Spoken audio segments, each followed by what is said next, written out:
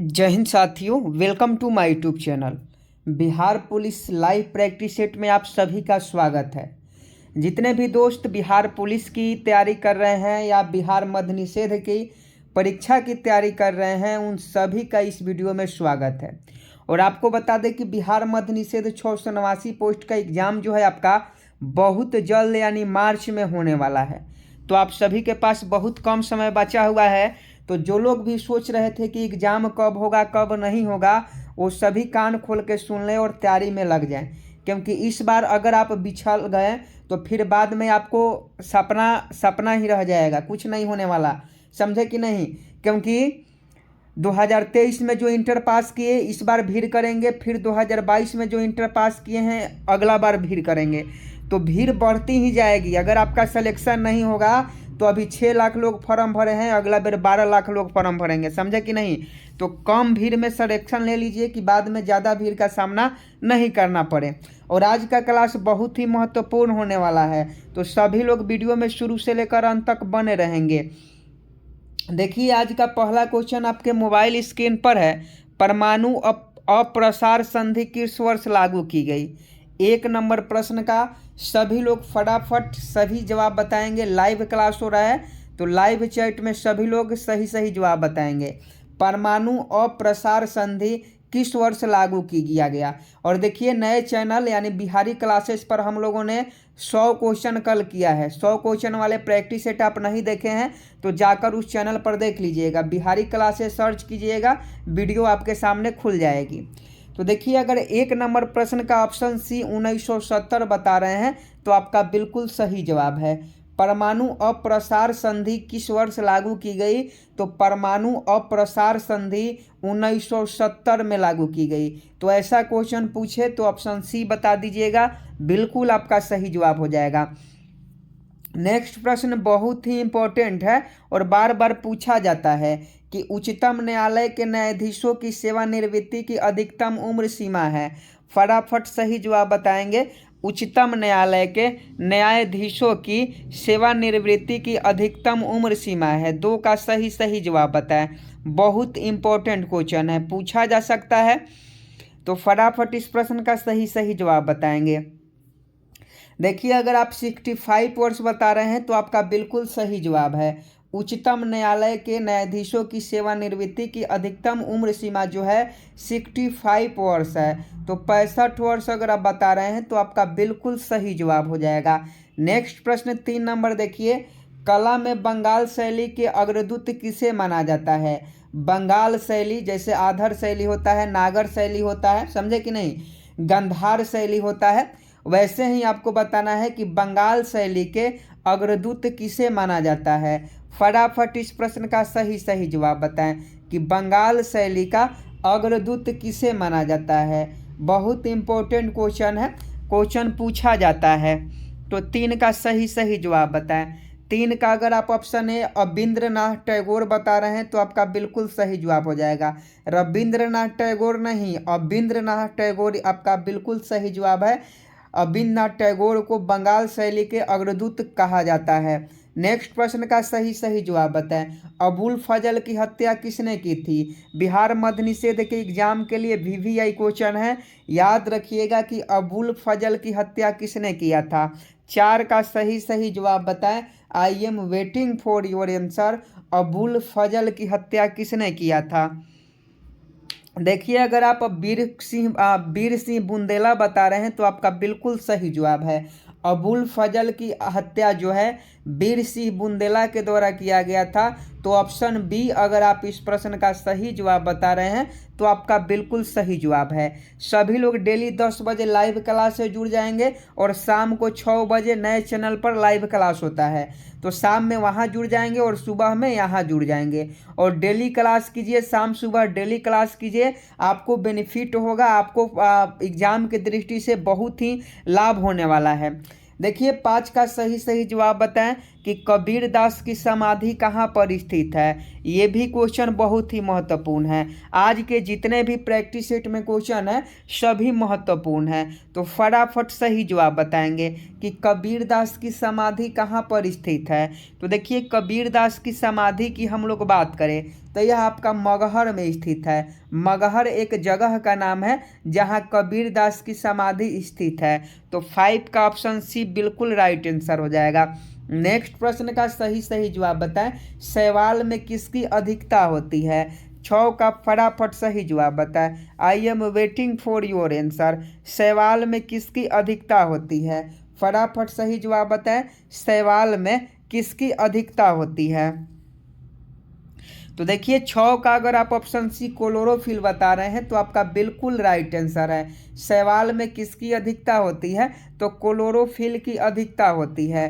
तो 6 का option C chlorophyll आपका बिल्कुल राइट आंसर हो जाएगा। नेक्स्ट प्रश्न का सही जवाब बताएं। खून की कमी से कौन सी बीमारी होती है। ये क्वेश्चन आपको साइंस वाले क्लास में पहले भी करवाए हैं और आज भी करवा रहे हैं। तो सभी लोग फटाफट इस प्रश्न का सही जवाब लाइव चैट में बताएंगे कि खून की कमी से कौन सी बीमारी होती है। I am waiting for your answer. हर प्रश्न के लिए 5 सेकंड का समय दिया जाता है। तो 5 सेकंड में आपको सही जवाब बताना है कि खून की कमी से कौन सी बीमारी होती है। तो आप सभी जानते हैं एनीमिया जो बीमारी है, यानी 7 का ऑप्शन है। एनीमिया जो बीमारी है वह खून की कमी से होता है। तो एनीमिया आपका बिल्कुल राइट आंसर हो जाएगा। नेक्स्ट प्रश्न 8 का सही जवाब बताएं। राज्यपाल बनने के लिए न्यूनतम उम्र सीमा क्या होनी चाहिए। 8 का सही जवाब बताएं। I am waiting for your answer. राज्यपाल बनने के लिए न्यूनतम उम्र सीमा क्या होनी चाहिए। 8 का सही जवाब बताएं। I am waiting for your answer कि राज्यपाल बनने के लिए न्यूनतम उम्र सीमा क्या होनी चाहिए। तो 8 का अगर आप ऑप्शन सी 35 वर्ष बता रहे हैं तो आपका बिल्कुल राइट आंसर है। राज्यपाल बनने के लिए न्यूनतम उम्र सीमा 35 वर्ष होना चाहिए। अभी बिहार के नए राज्यपाल बने हुए हैं तो आप हमें कमेंट बॉक्स में ज़रूर बताइएगा कि बिहार के नए राज्यपाल कौन बने हैं। बिहार के नए राज्यपाल governor of Bihar, present governor of Bihar यानी बिहार के नए राज्यपाल किससे नियुक्त किया गया है, आप हमें कमेंट बॉक्स में ज़रूर बताइएगा। और राज्यपाल बनने के लिए न्यूनतम उम्र सीमा जो होती है 35 वर्ष की होती है। नेक्स्ट प्रश्न 9 नंबर है और 9 का सही जवाब बताएं कि उच्च न्यायालय के न्यायाधीशों की सेवानिवृत्ति की अधिकतम उम्र सीमा है।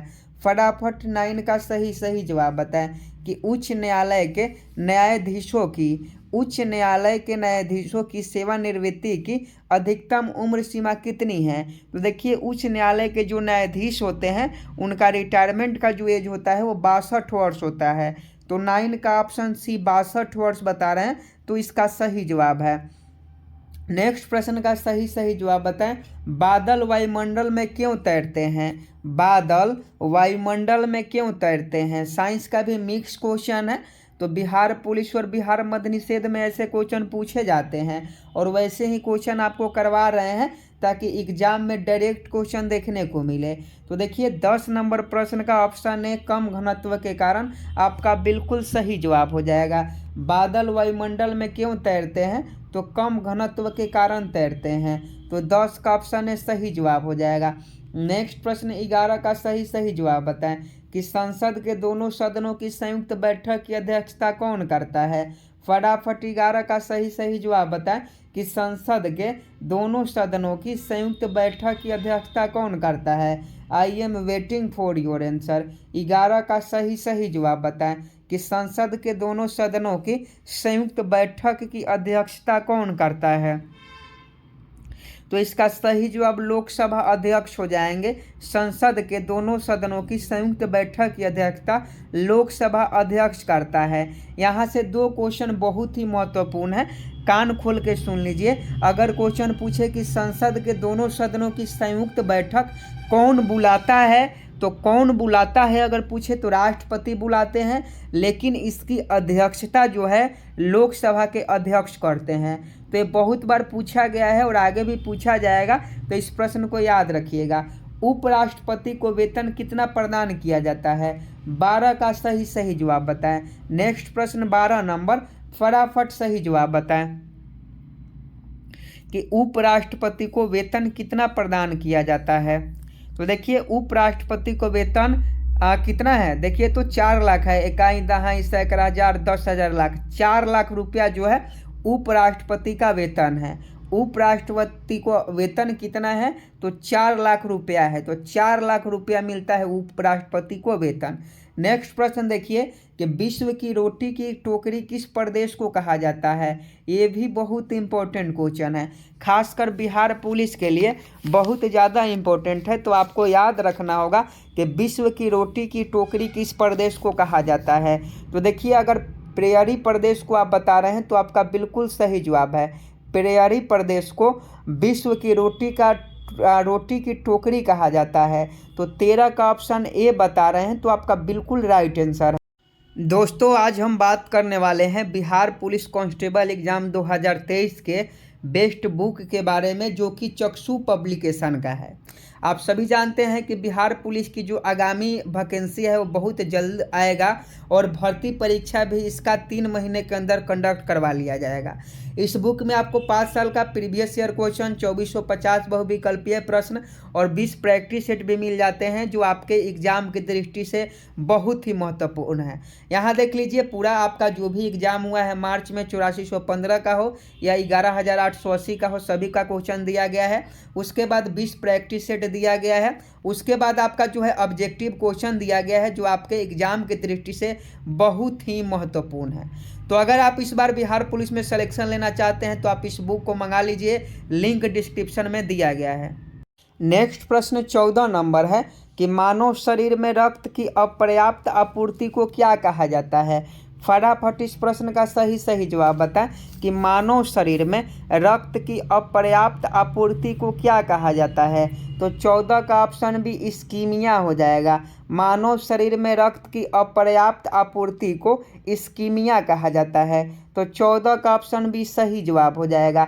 सीबीआई की स्थापना किस वर्ष की गई? सेंट्रल ब्यूरो ऑफ इन्वेस्टिगेशन इसका फुल फॉर्म होता है। तो सीबीआई की स्थापना किस वर्ष की गई? फटाफट सही जवाब बताइए कि सीबीआई की स्थापना किस वर्ष की गई। तो देखिए सीबीआई की जो स्थापना है 1953 में की गई। क्या सीबीआई का फुल फॉर्म बताइए? सीबीआई का full form crime bureau investigation होगा या सेंट्रल ब्यूरो ऑफ इन्वेस्टिगेशन होगा? दोनों में से जो भी सही है छाप दीजिए कि सीबीआई का फुल फॉर्म क्या होगा। और सीबीआई की स्थापना किस वर्ष की गई? तो 1953 में की गई।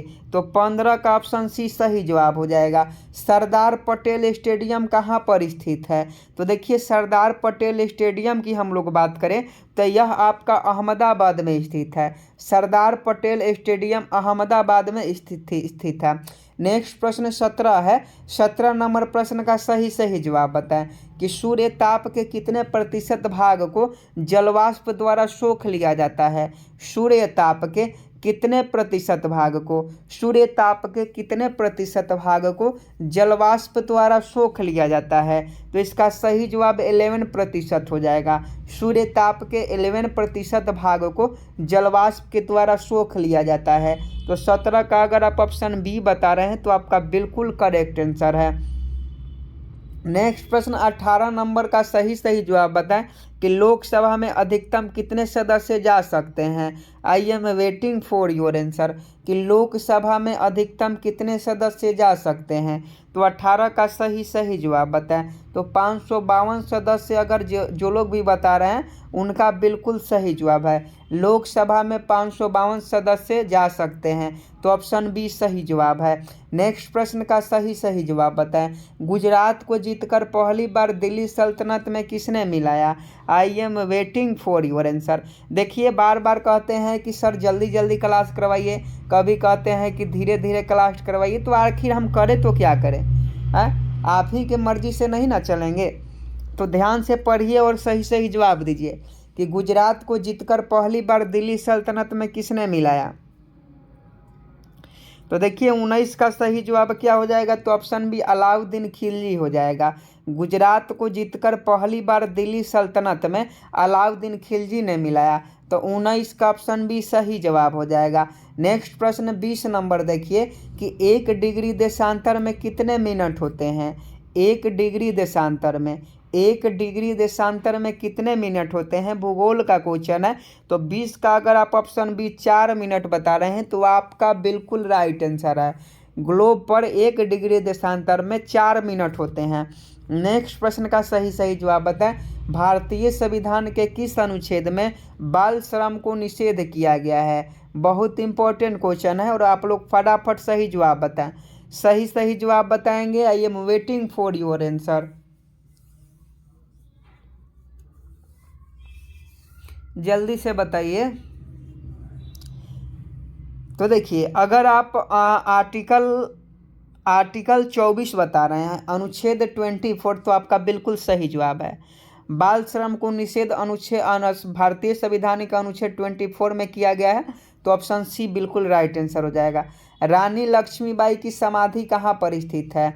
22 का सही जवाब बताएं कि रानी लक्ष्मीबाई की समाधि कहाँ पर स्थित है। तो 22 का ऑप्शन बी ग्वालियर हो जाएगा। रानी लक्ष्मीबाई की समाधि स्थल ग्वालियर है। किडनी स्टोन में कौन सा तत्व पाया जाता है, ये भी बहुत इंपॉर्टेंट क्वेश्चन है। तो याद रखिएगा कि किडनी स्टोन में कौन सा तत्व पाया जाता है। किडनी स्टोन में कौन सा तत्व पाया जाता है। देखिए कैल्शियम ऑक्जेलेट हो जाएगा। कैल्शियम ऑक्जेलेट किडनी स्टोन में पाया जाता है। तो 23 का ऑप्शन सी सही जवाब हो जाएगा। जल से बर्फ बनना कौन सा परिवर्तन है। फटाफट इस प्रश्न का सही जवाब बताएं कि जल से बर्फ बनना कौन सा परिवर्तन है। तो देखिए भौतिक परिवर्तन है। जल से बर्फ बनना कौन सा परिवर्तन है, तो भौतिक परिवर्तन है। तो 24 का ऑप्शन है सही जवाब हो जाएगा। चीन का राष्ट्रीय खेल क्या है। चीन का राष्ट्रीय खेल आपको बताना है कि चीन का राष्ट्रीय खेल क्या है। ऑप्शन सी टेबल टेनिस बता रहे हैं, तो आपका बिल्कुल सही जवाब है। चीन का राष्ट्रीय खेल टेबल टेनिस है। नेक्स्ट प्रश्न का सही जवाब बताएं। रेड स्क्वायर किस देश में स्थित है। रेड स्क्वायर किस देश में स्थित है। तो देखिए 26 का ऑप्शन डी रूस हो जाएगा। रेड स्क्वायर रूस में स्थित है। प्रधानमंत्री का सचिवालय किसके अधीन होता है, ये भी क्वेश्चन बहुत इंपॉर्टेंट है। फटाफट बताइएगा कि जो पीएम का सचिवालय होता है वह किसके अधीन होता है। तो देखिए गृह मंत्रालय के अंतर्गत होता है। प्रधानमंत्री का सचिवालय गृह मंत्रालय के अंतर्गत होता है। तो ऑप्शन बी सही जवाब हो जाएगा। देखिए पीडीएफ आपको टेलीग्राम पर दे दिया जाएगा, तो अगर आप पीडीएफ लेना चाहते हैं तो आप सभी से रिक्वेस्ट है कि टेलीग्राम से ज़रूर ज्वाइन हो जाइए, क्योंकि टेलीग्राम से जब तक आप ज्वाइन नहीं होइएगा तब तक आपको पीडीएफ नहीं मिलेगा। और टेलीग्राम पर डेली क्यूज भी होता है, तो क्यूज में भी आप लोग पार्टिसिपेट कर सकते हैं। नेक्स्ट प्रश्न का सही जवाब बताएं। शोल्डर किस धातु का मिश्रण होता है। ये भी क्वेश्चन कतई जहर प्रश्न है कि शोल्डर किस धातु का मिश्रण होता है। तो देखिए शोल्डर जो होता है टीन एवं सीसा का मिश्रण होता है। तो ऑप्शन ए इस प्रश्न का सही जवाब हो जाएगा। नियंत्रक एवं महालेखा परीक्षक को प्रति महीना कितना वेतन दिया जाता है। नियंत्रक एवं महालेखा परीक्षक को, याद रखिएगा क्वेश्चन पूछे कि नियंत्रक एवं महालेखा परीक्षा को कितने महीना प्रति महीना कितना वेतन दिया जाता है, तो 2.5 लाख रुपया दिया जाता है। 2.5 लाख रुपया दिया जाता है नियंत्रक एवं महालेखा परीक्षक को। और उपराष्ट्रपति को कितना दिया जाता है, तो उपराष्ट्रपति को 4 लाख रुपया पर महीने वेतन दिया जाता है। नेक्स्ट प्रश्न का सही जवाब बताएं। द्वितीय अशोक के नाम से किसे जाना जाता है। तो देखिए अगर हम लोग द्वितीय अशोक की बात करें तो द्वितीय अशोक के नाम से कनिष्क को जाना जाता है। ये क्वेश्चन कई बार पूछा गया है कि द्वितीय अशोक के नाम से किसे जाना जाता है, तो कनिष्क को जाना जाता है। किसी भी राज्य के विधानसभा में अधिकतम सदस्य संख्या कितनी हो सकती है। विधानसभा की बात की जा रही है, तो फटाफट बताएं कि किसी भी राज्य के विधानसभा में अधिकतम सदस्य संख्या। तो देखिए 500 से अधिकतम सदस्य संख्या 500 है। तो ऑप्शन डी इसका बिल्कुल राइट आंसर हो जाएगा। नेक्स्ट प्रश्न का सही जवाब बताएं। कैगा आणविक बिजली घर किस राज्य में स्थित है। ये भी क्वेश्चन बहुत इंपॉर्टेंट है, तो स्टार लगा लीजिएगा और सही सही जवाब बताएं कि कैगा आणविक बिजली घर किस राज्य में स्थित है। देखिए 32 का अगर ऑप्शन बी कर्नाटक बता रहे हैं तो आपका बिल्कुल राइट आंसर है, कैगा आणविक बिजली घर कर्नाटक राज्य में स्थित है। पृथ्वी के क्रोड में किसकी अधिकता होती है। पृथ्वी के क्रोड में किसकी अधिकता होती है, तो इसका सही जवाब लोहा तथा निकेल हो जाएगा। पृथ्वी के क्रोड में लोहा तथा निकेल की अधिकता होती है, तो 33 का ऑप्शन है सही जवाब हो जाएगा। नेक्स्ट प्रश्न का सही सही जवाब बताएं, भाजपा दल के संस्थापक कौन थे। भाजपा दल के संस्थापक कौन थे, तो भाजपा एक राजनीतिक पार्टी है और काशीराम इसके संस्थापक थे।